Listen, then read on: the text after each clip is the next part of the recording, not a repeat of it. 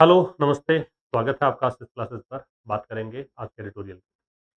Editorials जो हम discuss कर रहे हैं, ये पर डे चल रहा है, मंडे टू सैटरडे आप लोग ये सेशन देखते हैं और 30-35 मिनट में इतना कुछ सीख जाते हैं, जो आप खुद से पढ़ने बैठोगे तो पता लगेगा कि 5-6 घंटे भी पर्याप्त नहीं। साथ ही बता दूँ आपको कि आप अपने एप्लीकेशन आशीष क्लासेस नाम से वहाँ से आप पेड कोर्सेज़ एक्सेस कर सकते हैं, जिसमें एक पेड कोर्स फिलहाल रनिंग है, ट्रांसलेशन वाला बैच।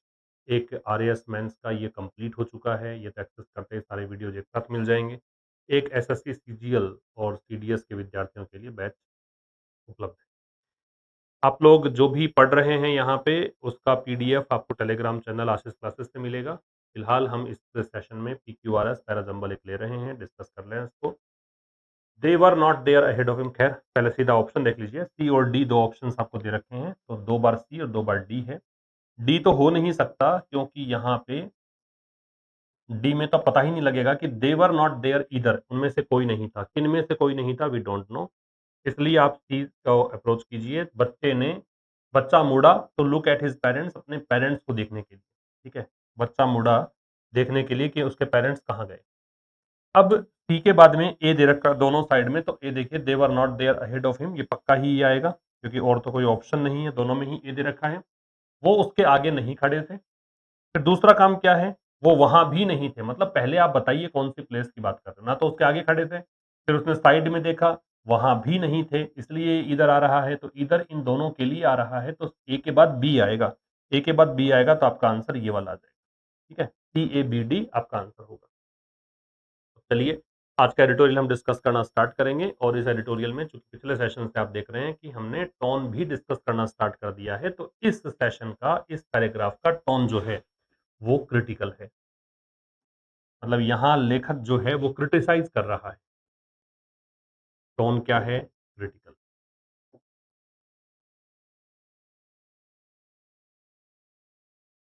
ठीक है?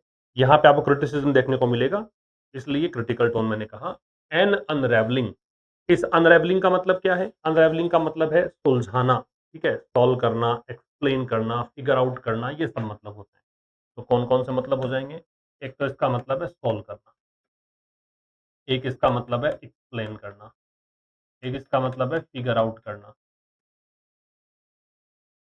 ठीक? अनरैवलिंग यहाँ पे नाउन हो गया, और ये डिटरमिनर है। तो ये नाउन का पता मुझे कैसे लगा? क्योंकि डिटरमिनर के बाद वाला शब्द है वो नाउन ही होता है ना? डिटरमिनर के बाद नाउन लगता है, तो आईएनजी लगकर भी नाउन आ सकता है, ये भी ध्यान रखिए आप। तो यहाँ पे कह रहा है एन अनरैवलिंग, जो केस को सुलझाना है, या फिर कहें कि जो एक मामला है, इसको बिल्कुल हर एक चीज़ उसके तार-तार समझने हैं, हर एक बात को समझना है, उसको लेकर ये लिखा गया है कि अनरैवलिंग। इसको पज़ल आउट भी कह सकते हैं, जो एक पहेली बनी हुई है उसको सुलझाना। किसको लेकर लिखा गया है? मालेगाँव एक्विटल्स। मालेगाँव का जो एक दोष मुक्ति, मतलब जो आरोपी थे उनको दोष मुक्त कर दिया गया है, उसको लेकर लिखा गया है। तो यहाँ पे एक्विटल्स का मतलब होगा एक्सोनरेशन, या फिर आप इसे कहेंगे रिलीज, ठीक है? दोष मुक्ति।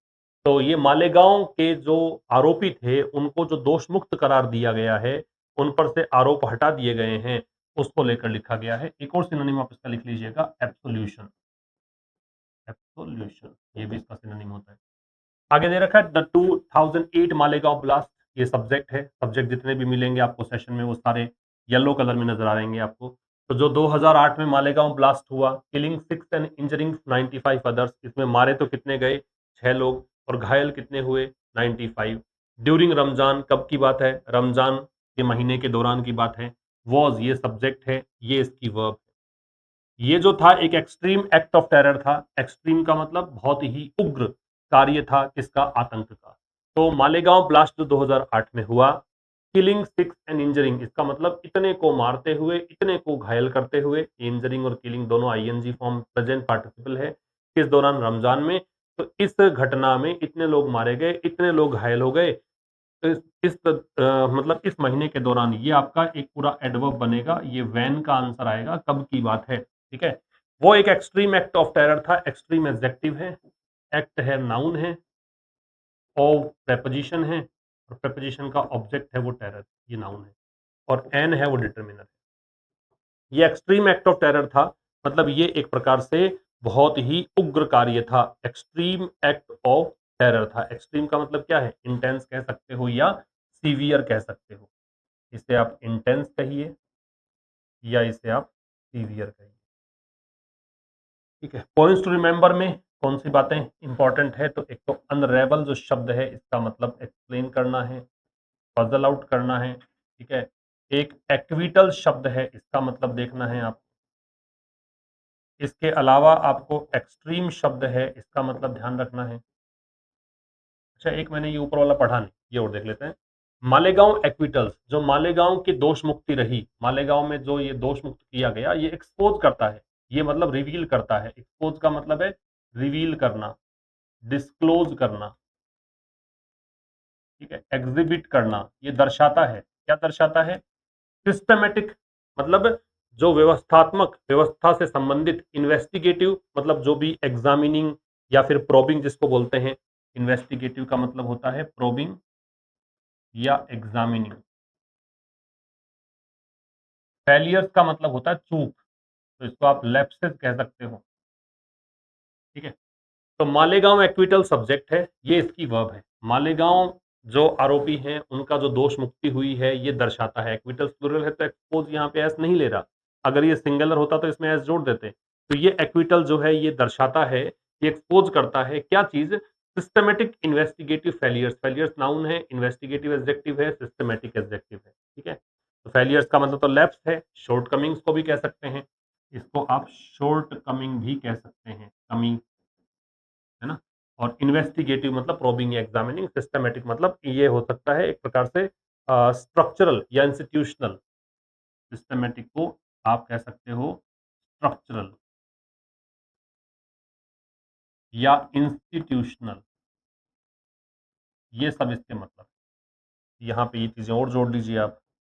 एक इसमें एक्सट्रीम आ गया, एक इसमें वर्ड आ गया एक्सपोज आ गया।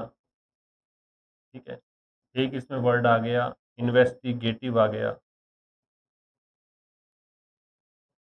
और एक आ गया फेलियर। फेलियर तो खैर पता ही है आपको। आगे बढ़ते हैं। द इनिशियल इन्वेस्टिगेशन, ये सब्जेक्ट है भाई, और सब्जेक्ट में ये तो नाउन है, इनिशियल एडजेक्टिव है, और द क्या है? डिटरमिनर। टोन का ध्यान रखिएगा कि जस्टिफाई कर रहा है पैराग्राफ कि नहीं, हमने जो डिस्कस किया। टोन किसकी है? ये एक क्रिटिकल टोन, मैंने बताया कि इसमें लेखक जो है वो थोड़ा सा विरोध कर रहा है इस बात का कि ये जो इन्होंने आरोप मुक्त कर दिया है आरोपियों को, ये गलत किया है, इसलिए इसका टोन क्रिटिकल मैंने बताया, और सब समझ में आएगा इस तरह से। तो इनिशियल इन्वेस्टिगेशन, शुरुआती जांच, किसके द्वारा? महाराष्ट्र एंटी टेररिज्म स्क्वाड, जिसको एटीएस बोलते हैं, इसके द्वारा। पॉजिटेड, अब पॉजिटेड का मतलब है सजेस्ट करना। पॉजिट जो शब्द है इसका मतलब क्या है? सजेस्ट करना, मतलब एक प्रकार से पुट फॉरवर्ड करना, सामने रखना, है ना। इसको आप बोलेंगे या तो सजेस्ट, या इसको आप बोलेंगे पुट फॉरवर्ड, प्रस्तुत करना, या इसको बोलिएगा प्रेजेंट करना। तो एटीएस के द्वारा जो शुरुआती जांच हुई, है ना, वो उसने प्रस्तुत किया क्या? अ चिलिंग कॉन्स्पिरेसी। कॉन्स्पिरेसी क्या होता है? षड्यंत्र को बोलते हैं। और चिलिंग होती है अलार्मिंग, भयावह जिसको बोलते हैं। चिलिंग कॉन्स्पिरेसी का मतलब हो गया फ्राइटनिंग प्लॉट कह दीजिए, या अलार्मिंग प्लॉट कह दीजिए, या तो इसे कहेंगे फ्राइटनिंग, फ्राइटनिंग प्लॉट, या इसे कहेंगे अलार्मिंग प्लॉट। प्लॉट तो षड्यंत्र को बोलते ही हैं। मतलब भयावह षड्यंत्र किसके द्वारा? हिंदुत्व एक्सट्रीमिस्ट, जो हिंदुत्व के उग्र समर्थक हैं, मतलब बहुत ही कट्टर समर्थक हैं। ठीक है, एक्सट्रीमिस्ट क्या होता है? ये रेडिकल या अल्ट्रा कह सकते हो, अल्ट्रा नेशनलिस्ट होते हैं। या तो इसको कहेंगे रेडिकल, या कहेंगे अल्ट्रा नेशनलिस्ट, मतलब बहुत ज्यादा राष्ट्रवादी की भावना कूट कूट कर भरी हो। कट्टर एक प्रकार से कह दीजिए। टू एग्जैक्ट, एग्जैक्ट का मतलब यहाँ पे निकालना है, एक्सट्रैक्ट करना है। रिवेंज का मतलब बदला है। तो एग्जैक्ट जो शब्द है, एग्जैक्ट रिवेंज का मतलब सीक वेंजियंस कह सकते हो, रिटेलिएट कह सकते हो। इस पूरे का मतलब बता देता हूं, इसका मतलब है सीक वेंजियंस, प्रतिशोध लेने की कोशिश करना, प्रतिशोध लेना, या रिटेलिएट, बदला लेना। ठीक है, मतलब एक प्रकार से रिवेंज यहाँ पे नाउन है, एग्जैक्ट यहाँ पे हो गया वर्ब, अब ये वर्ब का ऑब्जेक्ट है रिवेंज, वैसे इसको अगर वर्ब के रूप में ही लेते पूरे को तो आप यूं एग्जैक्ट रिवेंज कह रहे हो, रिटेलिएट भी इसकी जगह लग सकता था। थ्रू मतलब इस माध्यम से, किस माध्यम से? ए ब्लास्ट फॉर ए ब्लास्ट, ये अगर तुमने हमारे यहाँ ब्लास्ट किया तो हम तुम्हारे यहाँ ब्लास्ट करेंगे। एम्यूलेटिंग, एम्यूलेटिंग का मतलब ये प्रेजेंट पार्टिसिपल है, ऐसा करते हुए, ठीक है, ये प्रेजेंट पार्टिसिपल है, इसका मतलब है ऐसा करते हुए, क्या करते हुए? कॉपी करते हुए, इमिटेट करते हुए, तो इसको इमिटेट कहोगे या कॉपी कहोगे, नकल करते हुए, किसकी? पोलराइजिंग मेथड्स, पोलराइजिंग मतलब ध्रुवीकरण वाले तरीके। पोलराइज का मतलब होता है डिवाइड करना, सेपरेट करना, ये सब इसके मतलब होते हैं। तो डिवाइड या सेपरेट, अलग करने के जो मेथड्स हैं, ध्रुवीकरण के जो तरीके हैं, किसके? इस्लामिस्ट टेरर ग्रुप्स के, इस्लामिक जो आतंकी समूह हैं, उसको एम्यूलेट करते हुए, उसकी नकल करते हुए। फिर समझिए, कह रहा है कि इनिशियल इन्वेस्टिगेशन, इनिशियल होता है शुरुआती, प्रारंभिक, इनिशियल को प्रिलिमिनरी कह सकते हो, कमेंसिंग कह सकते हो, ये सारे मतलब होते हैं इनिशियल के, ठीक है, प्रिलिमिनरी, स्टार्टिंग, कमेंसिंग, ये सब। तो इसको आप स्टार्टिंग कह सकते हो या इसको आप कमेंसिंग कह सकते हो, शुरुआती। तो कह रहा है शुरुआती इन्वेस्टिगेशन, शुरुआती जांच पड़ताल किसके द्वारा? महाराष्ट्र एटीएस के द्वारा। इसने क्या किया? ये इन्वेस्टिगेशन की वर्ब है पॉजिटेड, इसने दर्शाया, इसने प्रेजेंट किया क्या? एक भयावह षड्यंत्र किसके द्वारा? हिंदुत्व, जो एक्सट्रीमिस्ट हैं, जो हिंदू, जो कट्टर हिंदूवादी समर्थक हैं, उनके द्वारा। किस लिए? बदला लेने के लिए। और किस माध्यम से? थ्रू है वो प्रपोजिशन है, इसका मतलब होता है इस माध्यम से। किस माध्यम से? ब्लास्ट के बदले ब्लास्ट के माध्यम से। क्या करते हुए? नकल करते हुए। किसकी? ध्रुवीकरण के तरीकों की। और तरीके हैं किसके? ये इस्लामिस्ट टेरर ग्रुप्स के तरीके हैं, उसका नकल करते हैं। बात समझ में आ गई? तो क्या क्या चीजें यहाँ पे आप समझेंगे? एक तो यहाँ ध्यान रखें आप पॉजिट शब्द का। पॉजिट का मतलब क्या है? सजेस्ट है, पुट फॉरवर्ड है, प्रेजेंट। एक चिलिंग शब्द क्या है? ये भयावह होता है, अलार्मिंग या फ्राइटनिंग, स्केरी। कॉन्स्पिरेसी क्या होता है? कॉन्स्पिरेसी का मतलब प्लॉट, षड्यंत्र। एक्सट्रीमिस्ट क्या होता है? एक्सट्रीमिस्ट होता है रेडिकल, अल्ट्रा नेशनलिस्ट। एग्जैक्ट क्या है? एग्जैक्ट वेंज, एग्जैक्ट रिवेंज, इसका मतलब बदला लेना। मतलब ये मान लो कि ये प्रॉपर एक वर्ब है, रिवेंज के लिए एग्जैक्ट शब्द का यूज होना चाहिए। ये क्लोज टेस्ट में बहुत काम आती है ऐसी बातें। एम्यूलेट क्या है? ये नकल करना, कॉपी करना, इमिटेट करना। पोलराइज क्या है? डिवाइड करना। ये वर्ड तो आपने बहुत सुना होगा, ठीक है। ये तो इस स्लाइड में हो गया। आगे चलिए। आगे कह रहा दिस नरेटिव, ये जो कहानी है, इसको बोलते हैं स्टोरी। ये जो कहानी है, स्टोरी लाइन है, इसी को आप स्टोरी को टेल भी कह सकते हैं। दिस यहाँ पे डेमोन्स्ट्रेटिव एडजेक्टिव है, ये आपका नाउन। ये जो कहानी है, सीम्ड, ऐसा प्रतीत हुई, ये वर्ब हो गई इसकी। क्या प्रतीत हुई? सॉलिडिफाइड, कि इसको सॉलिडिफाई किया गया है। सॉलिडिफाई का मतलब इसको कंफर्म किया गया है, इसको मतलब इसकी पुष्टि की गई है ना। लुक रीइंफोर्स्ड कह सकते हो, तो इसका मतलब है कंफर्म्ड, या इसका मतलब है लुक्ड। चलो कंफर्म्ड ठीक है इसका, वैसे रीइंफोर्स्ड भी हो सकता है। इसकी ज्यादा मतलब इसको मजबूती दी गई है, रीइंफोर्स्ड मान लीजिए। बाय सर्कमस्टेंशियल एविडेंस, ये होता है परिस्थिति जन्य साक्ष्य। एविडेंस का मतलब साक्ष्य, सर्कमस्टेंसेस होता है परिस्थितियां। ये परिस्थिति जन्य मतलब परिस्थिति से संबंधित। एल जिन वर्ड्स के एंड में आता है वो जनरली एडजेक्टिव होते हैं, और ये आपका एविडेंस नाउन है। पिछले सेशन में हमने डिस्कस किया कि एविडेंस है उसका प्लूरल नहीं बनता है, एविडेंस ही रहता है, एविडेंसेस नहीं करना होता, ठीक है। इंक्लूडिंग प्रेपोजिशन होता है, मतलब इस समय, तो एक्सक्लूडिंग इसका ऑपोजिट है, वो भी प्रेपोजिशन होता है। इलेक्ट्रॉनिक ट्रांसक्रिप्ट, इलेक्ट्रॉनिक ट्रांसक्रिप्ट का मतलब है डिजिटल रिकॉर्ड्स। ट्रांसक्रिप्ट जनरली होता है कोई भी रिटर्न या प्रिंटेड जो रिकॉर्ड होता है ना, उसको बोलते हैं। इलेक्ट्रॉनिक ट्रांसक्रिप्ट का मतलब डिजिटल रिकॉर्ड कह दीजिए, ठीक है। मान लो कोई वीडियो फुटेज मान लीजिए, है ना, कोई फोटोग्राफ्स मान लीजिए, ये सब डिजिटल, ये इलेक्ट्रॉनिक ट्रांसक्रिप्ट है ना। ऑडियो वीडियो डेटा कह दीजिए इसको। इसको आप और क्या कह सकते हैं? Audio video data. कह रहा है कि दिस नरेटिव, ये जो कहानी है, ऐसी प्रतीत हुई कि ये कहानी, ज्यादा मजबूती इस कहानी को कब मिली? सर्कमस्टेंशियल एविडेंस से, परिस्थिति से संबंधित जो साक्ष्य सबूत थे उनसे। जिसमें क्या शामिल था? इसमें डिजिटल रिकॉर्ड या ऑडियो वीडियो डेटा शामिल थे, किसके? जो गुप्त रूप से मीटिंग्स की गई थी उनके। एंड अ कन्फेशन, और साथ में एक स्वीकार भी किया गया था। कन्फेशन का मतलब क्या होता है? ये होता है एडमिशन या एडमिटेंस, मतलब स्वीकृति को कह सकते हैं। एडमिशन, स्वीकार किया गया था, या एडमिटेंस। किसके द्वारा? संघ परिवार के एक्टिविस्ट के द्वारा। संघ परिवार का जो एक कार्यकर्ता है ना, उसका नाम असीमानंद है। इसने भी कहा था कि हाँ, हमने ही ये किया, जिम्मेदारी घटना की हमने ही ली इसके द्वारा। तो ये जो पूरा घटनाक्रम हुआ, ये ऐसा प्रतीत हुआ कि सॉलिडिफाई हुआ है। सीम्ड यहाँ पे लिंकिंग वर्ब है, तो सॉलिडिफाई यहाँ पे इसका कॉम्प्लीमेंट है, और कॉम्प्लीमेंट है तो ये एडजेक्टिव है। तो ये जो नैरेटिव है, ऐसा लगा कि ये इसको मजबूती मिली, इस कहानी को मजबूती मिली, किससे? जो सबूत मिले परिस्थिति से संबंधित उससे। और उन सबूतों में क्या शामिल है? ऑडियो वीडियो सबूत शामिल है। किसके? सीक्रेट मीटिंग्स के। और साथ में संघ परिवार के एक एक्टिविस्ट जिसका नाम असीमानंद है, उसने ये स्वीकार भी किया था। The case was politically fraught. The case subject हो गया, वॉज वर्ब हो गई, फ्रॉट एडजेक्टिव है, और पॉलिटिकली है वो एडवर्ब है। फ्रॉम है वो प्रेपोजिशन है, द है वो डिटर्मिनर है, स्टार्ट है वो नाउन। तो ये जो केस था वो राजनीतिक रूप से फ्रॉट भी था। फ्रॉट का मतलब है टेंस कह सकते हो, हीटेड कह सकते हो, या फिर इसको कंटेंशियस कह सकते हो, विवादास्पद को बोलते हैं। टेंस कह दीजिए, हीटेड कह दीजिए, कंटेंशियस कह दीजिए, ठीक है। तो ये जो केस था वो राजनीतिक रूप से टेंस्ड भी था। ये राजनीतिक मतलब गर्मा गर्मी वाला एक कह सकते हो कि ये केस था। ये केस राजनीतिक रूप से बहुत ही विवादास्पद था शुरू से ही, ठीक है, स्टार्ट से ही। क्लियर है यहाँ तक? क्या क्या चीजें सीखी आपने यहाँ पे? नरेटिव शब्द है, इसका मतलब स्टोरी या टेल को कहते हैं। सॉलिडिफाई है, इसका मतलब मजबूती देना है। फिर ट्रांसक्रिप्ट क्या है, ये हमने कभी एक एडिटोरियल डिस्कस किया था, जो प्लेन क्रैश हुआ था उसमें जो टेक्निकल जांच हुई थी, है ना, बोइंग विमान वाला, उसमें हमने डिस्कस किया था। ट्रांसक्रिप्ट याद आ रहा हो तब तो। कन्फेशन जो शब्द है, इसका मतलब होता है एडमिटेंस या एडमिशन। फिर फ्रॉट जो शब्द है, ये एडजेक्टिव है, इसका मतलब क्या है?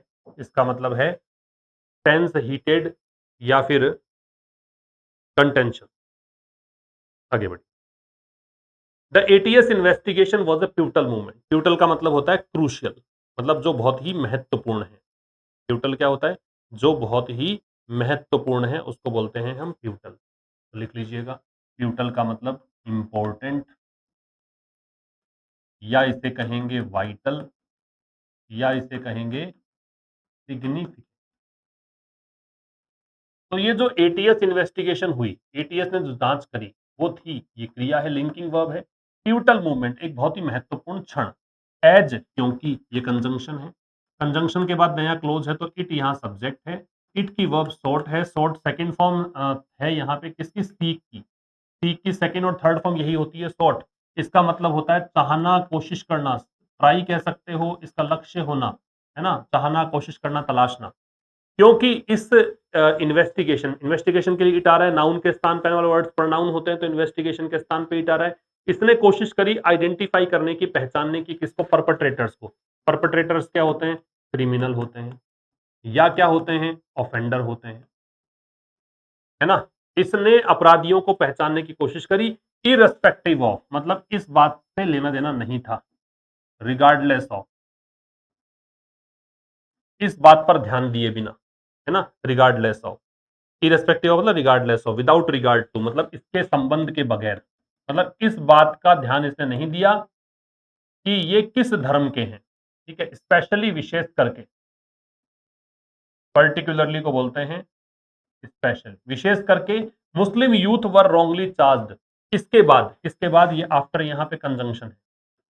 मुस्लिम यूथ सब्जेक्ट हो गया, वर चार्ज्ड वर्ब हो गई, पास्ट इंडेफिनिट का पैसिव है।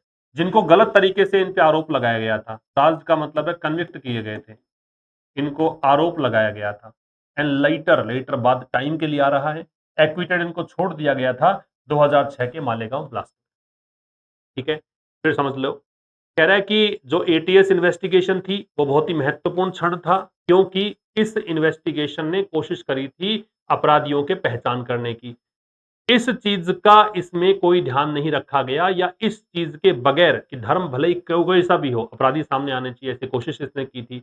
विशेष करके उसके बाद, किसके बाद? कि मुस्लिम जो युवा हैं उनको गलत तरीके से चार्ज किया गया, गलत तरीके से उन पर आरोप लगाए गए। चार्ज यहाँ पे वर्ब है, ये रॉन्गली यहाँ पे एडवर्ब है, और बाद में उनको छोड़ दिया गया। ये एक्विटेड जो है ना, वोज के साथ ही जुड़ रखा है, मान लो वर्ग के साथ जुड़ रखा है, वर आई चुका। वर चार्ज्ड, ये वर एक्विटेड, किसमें? 2006 के मालेगांव ब्लास्ट में। बात समझ में आ गई। हाउ एवर जो है वो कंजंक्टिव एडवर्ब होता है, कंजंक्टिव एडवर्ब है। हालांकि द अनबायस्ड अप्रोच, अनबायस्ड का मतलब है अनप्रेजुडिस्ड, बिना पक्षपात के, अनप्रेजुडिस्ड, या इसे कहेंगे फेयर, या इसे कहेंगे जस्ट, इसको बोलते हैं एकदम निष्पक्ष। ठीक है। हालांकि यह जो निष्पक्ष अप्रोच है, यह जो निष्पक्ष एक मेथड है, अपीयर्ड, ये ऐसा लगा, ये इसकी वर्ब है। क्या लगा? तो फोल्टर की लड़खड़ाने लगा है। ठीक है, ये लड़खड़ाता हुआ प्रतीत हुआ। फोल्टर का मतलब क्या है? फोल्टर का मतलब है लड़खड़ाना, मतलब एक प्रकार से कमजोर होना, कोलैप्स होना। इसको आप वीकन भी कह सकते हो, इसको आप कोलैप्स भी कह सकते हो। With the consolidation of Hindutva political power, क्योंकि यहां हिंदुत्व, राजनीतिक ताकत, पॉलिटिकल पावर, बीजेपी सत्ता में आ गई थी। ठीक है, उसके कंसोलिडेशन के साथ साथ, कंसोलिडेशन का मतलब क्या है? फर्मिंग अप के साथ साथ, स्ट्रेंथनिंग के साथ साथ, मजबूती के साथ साथ, तो इसको बोलेंगे फर्मिंग अप, या इसे कहेंगे स्ट्रेंथनिंग, मजबूती के साथ। हालांकि ये जो निष्पक्ष अप्रोच थी, इन्वेस्टिगेशन जो एजेंसी है एटीएस उसकी, ये ऐसा लगा कि ये अप्रोच धरी की धरी रह गई। किसके साथ? क्योंकि अब बाद में सत्ता में पार्टी आ गई थी बीजेपी। इसके पावर में आने के बाद, इस हिंदुत्व पॉलिटिकल पावर के स्ट्रेंथन होने के बाद, ये जो एक इन्वेस्टिगेशन चल रही थी निष्पक्ष तरीके से, वो इन्वेस्टिगेशन कोलैप्स होने लग गई। ऐसा लगा कि कमजोर पड़ने लग गई। बात समझ में आ गई आपको? क्या क्या चीजें इंपॉर्टेंट थी? तो एक बात इंपॉर्टेंट है, पिवटल, प्रोनाउंसिएशन पर भी ध्यान रखना। दूसरा है सॉर्ट, सॉर्ट सीक की सेकंड और थर्ड फॉर्म होती है। सहाना, तलाशना, कोशिश करना मतलब होते हैं। परपेट्रेटर बहुत इंपॉर्टेंट वर्ड है, कंफ्यूजन नहीं होना चाहिए। ये वाला वर्ड एग्जाम में पूछा जा सकता है, पूछा गया है। फॉल्टर, फॉल्टर का लड़खड़ाना। कंसोलिडेशन, ठीक है, एक अनबायस्ड। ये जो पॉइंट्स टू रिमेंबर होते हैं, ये आप याद कर लोगे तो संडे वाला टेस्ट जो है ना, अच्छा ही जाएगा आपका। ठीक है, और वो संडे वाला टेस्ट अच्छा जाएगा तो एग्जाम में अच्छा करोगे आप, क्योंकि बहुत सारी चीजें आपको याद हो चुकी होंगी। आगे कह रहा है after the case was transferred to, है ना, इसके बाद, इसके बाद केस ट्रांसफर कर दिया गया नेशनल इन्वेस्टिगेशन एजेंसी को, एनआईए को। एनआईए को ट्रांसफर किए जाने के बाद द केस सब्जेक्ट हो गया, वॉज ट्रांसफर्ड पैसिव वॉइस का स्ट्रक्चर है पास्ट इंडेफिनिट का।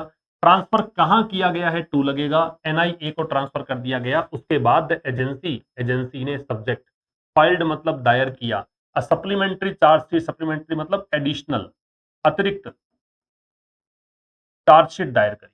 ठीक है, अतिरिक्त मतलब जब केस ट्रांसफर कर दिया गया था एनआईए को, एटीएस से लेकर दे दिया इसने एनआईए को, उसके बाद एजेंसी ने, एनआईए जो है उस एजेंसी ने एक सप्लीमेंट्री चार्जशीट फाइल करी।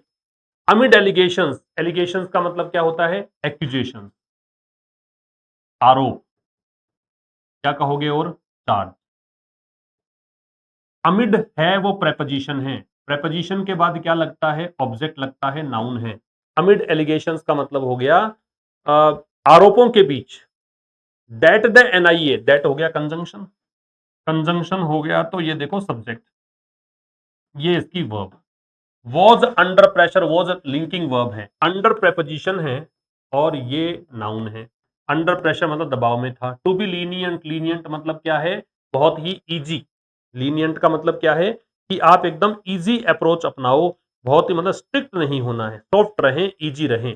तो लीनियंट का मतलब है, टू बी लीनियंट मतलब to be soft, to go easy. समझिए फिर से, एलिगेशंस के बीच, आरोपों के बीच, आरोप क्या थे? कि एनआईए जो था दबाव में था। क्या होने का दबाव? कि आप एकदम लीनियंट रहें, स्ट्रिक्ट नहीं होना है। इसके बीच स्पेशल कोर्ट राइटली रूल्ड, बिल्कुल ठीक, ठीक इसलिए कह रहा है कि लेखक इस पक्ष में है। ठीक है, स्पेशल कोर्ट जो है ये सब्जेक्ट हो गया, राइटली हो गया वो एडवर्ब हो गया, ये आपकी वर्ब हो गई। तो स्पेशल कोर्ट, एक विशेष कोर्ट ने बिल्कुल ठीक यहां पे रूल किया, एक ठीक यहां पे डिसीजन दिया।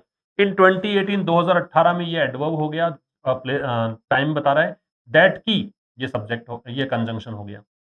क्या रूलिंग करी कि ये फुल ट्रायल वॉज, अब ये सब्जेक्ट, अभी मैंने इसको हाईलाइट नहीं किया, ये सब्जेक्ट हो गया कि एक पूरा केस, एक पूरी सुनवाई, वॉज ये वर्ब है, द बेस्ट कोर्स बिल्कुल सही तरीका है, कोर्स का मतलब है पाथ, रास्ता, ठीक है। एक पूरी सुनवाई जो है एकदम सही तरीका है। क्या कह रहा है, एलिगेशंस के बीच, आरोपों के बीच, आरोप क्या था कि एनआईए अंडर प्रेशर था। किस लिए अंडर प्रेशर था, लीनियंट होने के लिए, लीनियंट एडजेक्टिव है। स्पेशल कोर्ट ने, एक विशेष कोर्ट ने बिल्कुल सही डिसीजन दिया 2018 में। डिसीजन ये था कि पूरी सुनवाई, फुल ट्रायल मतलब फुल हियरिंग, ठीक है, वो बेस्ट कोर्स था, वो बिल्कुल सही तरीका था। 17 ईयर्स लाइटर, 17 सालों के बाद, ये लाइटर जो है ना टाइम के लिए आता है, ठीक है, 17 सालों के बाद द फाइनल एक्विटल, जो अंतिम, जो दोष मुक्ति हुई सब्जेक्ट ऑफ ऑल अक्यूज, सभी आरोपियों की, ठीक है, इंक्लूडिंग, जिसमें शामिल है लेफ्टिनेंट कर्नल प्रसाद पुरोहित, प्रज्ञा सिंह ठाकुर, ये दोनों भी शामिल हैं, इंक्लूडिंग यहां प्रेपोजिशन है, ठीक है। ये लीव्स ये वर्ब हो गई। जो फाइनल एक्विटल हुआ तो profound sense of unease, unease का मतलब है रेस्टलेसनेस, मतलब बेचैनी, ठीक है। और प्रफाउंड क्या होता है, प्रफाउंड का मतलब बहुत ही डीप कह सकते हो। प्रफाउंड का मतलब क्या है, बहुत ही डीप, मतलब एक प्रकार से एक्सट्रीम कह दो, इंटेंस कह दो, या ग्रेट कह दो। एक्सट्रीम इसको कह सकते हो, इंटेंस इसको कह सकते हो, ग्रेट कह सकते हो, ठीक है। तो कह रहा है कि जो 17 सालों के बाद जो अंतिम दोष मुक्ति हुई है सारे आरोपियों की, जिसमें ये लोग भी शामिल हैं, ये फाइनल एक्विटल एक बहुत ज्यादा बड़ा बेचैनी छोड़ देता है, लीव कर देता है, मतलब ये बहुत बेचैन करने वाली घटना है, रेस्टलेसनेस वाली घटना है, ये मतलब। क्या क्या सीखा आपने इस स्लाइड से, आपने सीखा ट्रांसफर के साथ में टू लगता है, एक बात आपने सीखा। एलिगेशन का मतलब आरोप होता है, चार्ज या एक्यूजेशन, ठीक है। इसके बाद आपने सीखा लीनियंट, लीनियंट का मतलब है जो स्ट्रिक्ट नहीं है, सॉफ्ट, नॉट स्ट्रिक्ट। एक सीखा प्रोफाउंड क्या है, प्रोफाउंड बोलते हैं, प्रोफाउंड नहीं बोलते, प्रोफाउंड का मतलब है एक्सट्रीम, इंटेंस या ग्रेट, ठीक। एक लाइटर जो शब्द होता है ये टाइम के लिए आता है, बाद में इसका मतलब होता है, ये क्या दर्शाता है, टू डिनोट टाइम, ये टाइम दर्शाने के लिए काम में आता है, ठीक है। नेक्स्ट पे चलें। कह रहा है फार फ्रॉम रिफ्यूटिंग, रिफ्यूटिंग का मतलब होता है रिबट करना, खंडन करना। रिफ्यूट क्या होता है, खंडन करना, ठीक है। तो ये कह रहा है कि भाई फार फ्रॉम रिफ्यूटिंग मतलब खंडन करने से बहुत दूर, the existence of Hindutva led extremism, rebut कह दो, रिफ्यूज कह दो, कॉन्ट्राडिक्ट कह दो, कॉन्ट्राडिक्ट कह सकते हो। एग्जिस्टेंस का मतलब अस्तित्व में होना, कि हिंदुत्व के नेतृत्व में, हिंदूवादी लोगों के नेतृत्व में जो एक्सट्रीमिज्म है, उग्रवाद है, इसकी एग्जिस्टेंस को रिफ्यूट करने से बहुत दूर। The judgment is an indictment, ये जो जजमेंट है सब्जेक्ट है, ये वर्ब है, ये इंडाइटमेंट है। इंडाइटमेंट मैंने हाईलाइट नहीं किया, अभी इंपॉर्टेंट वर्ड है। इंडाइटमेंट का मतलब क्या होता है, इंडाइटमेंट का मतलब होता है चार्ज है, एक एक्यूजेशन है, आरोप है, चार्ज या एक्यूजेशन, आरोप। ऑफ द प्रोसिक्यूशन मेथड्स, जो अभियोजन पक्ष है उसके तरीके, एंड रिमाइंडर, और एक याद दिलाने वाली चीज है कि हाउ जस्टिस कैन बी अंडन, की कैसे जस्टिस जो है, न्याय है, उसको बर्बाद किया जा सकता है। कैन बी पैसिव वॉइस हो गया, ठीक है, ये वर्ब हो गई, और अंडन एडजेक्टिव हो गया, ठीक है। कह रहा है कि जो जजमेंट आया है उसमें ये तो बिल्कुल नहीं कहा कि भी मालेगांव ब्लास्ट में कोई हिंदुत्व लेड एक्सट्रीमिज्म था, मतलब वो उग्रवाद जो हिंदुओं के नेतृत्व में किया गया था। इस घटना, इस एग्जिस्टेंस को तो इन्होंने खंडन किया ही नहीं, मतलब इस खंडन से बहुत दूर, far from refuting the existence of Hindutva led extremism, Hindutva के लीडरशिप में जो एक्सट्रीमिज्म है उसके एग्जिस्टेंस को रिफ्यूट करने से और भी बहुत ज्यादा आगे, ठीक है। एक तो इन्होंने ये कह दिया कि रिफ्यूट कर दिया कि भाई हिंदुत्व एक्सट्रीमिज्म था ही नहीं वहां पे, इससे भी बहुत दूर जजमेंट जो है वो एक प्रकार का आरोप है। किस चीज का आरोप है? अभियोजन पक्ष के तरीकों को लेकर, और एक रिमाइंडर है, एक याद दिलाने वाली चीज है कि कैसे न्याय को बर्बाद किया जा सकता है। यहां पे रिफ्यूट शब्द का सिनोनिम आपको ध्यान रखना है, ठीक है। और तो कुछ विशेष इसमें है नहीं। अंडन है वो रुइंड के अर्थ में आता है। डू का अंडू होता है ना, वैसे अंडन जो किया कराया बर्बाद कर देना, तो अंडन बोलते हैं। ये था साहब आज के इस एडिटोरियल में। मुलाकात होगी ठीक शाम 5 बजे कल एक नए सेशन के साथ। तब तक के लिए नमस्कार। Thank you very much.